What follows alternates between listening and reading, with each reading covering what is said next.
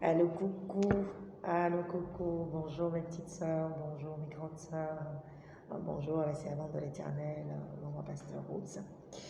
Ce matin encore, comme tous les matins, j'aurai vraiment de la joie, du plaisir à échanger avec vous, à vraiment bavarder, discuter un bâton rompu avec vous. Et comme j'ai dit, si quelqu'un a une préoccupation, un doute, une appréhension, une incompréhension quelque part, il peut me signaler inbox.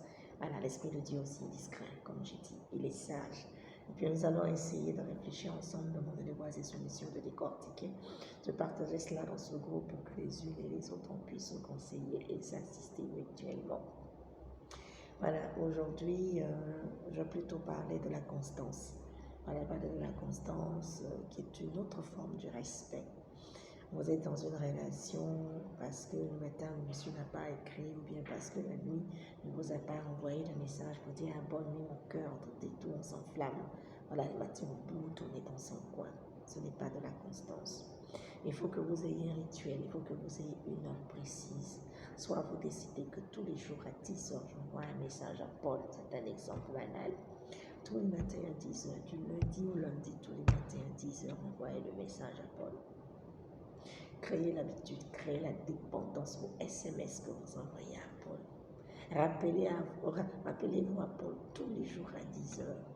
Même si la veille, Paul et vous vous êtes crapé le chignon, chose que je trouve abrupte. Parce que nous sommes des humains, nous ne sommes pas les animaux, nous ne sommes pas sauvages, donc on devrait pouvoir dialoguer sans élever le ton, sans pousser le ton. Voilà, il faut maintenir la constance, il faut maintenir la constance. Le soir, vous envoyez le message que Paul a envoyé ou non.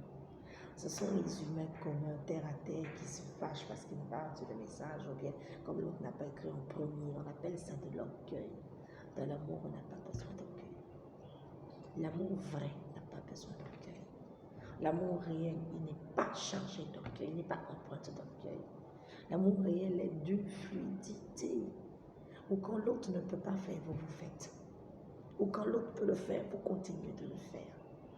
Que vous écrivez, qu'il réponde, non, ça, ce n'est plus à votre niveau. Vous avez fait votre part. L'Éternel fera les efforts que vous consentez pour que cette relation marche. Même si au départ, elle était vouée à l'échec, elle marchera certainement. Parce que lui-même te dit à tes résolutions, il répondra. Il va voir l'abnégation, il va voir la constance, il va voir le désir de pouvoir sauvegarder quelque chose. Dieu pour le mariage, est-ce que vous savez ça? Il kiffe le mariage, Dieu kiffe l'union. C'est lui qui a institué ça, c'est lui qui a instauré cela, le mariage. Donc il ne peut pas vous laisser vous perdre alors que ça peut aboutir au mariage.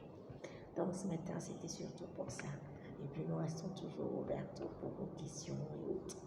Voilà, en tout cas, merci beaucoup les petites sœurs. Voilà, merci de nous donner ce groupe et c'est plus le cas afin de pouvoir partager nos expériences les unes des autres. Si quelqu'un a vécu quelque chose récemment par rapport à la constance dont je parle, son témoignage sera tout à fait le bienvenu. Nous allons le partager une autre fois. Excellent mercredi 23 mars. Nous allons suivre au jour le jour pour qu'on se retrouve. Pour ceux qui vont nous rejoindre dans un mois, dans un an, ils sauront exactement ce que nous avons fait de façon d'ordre chronologique. Et puis, bisous à vous.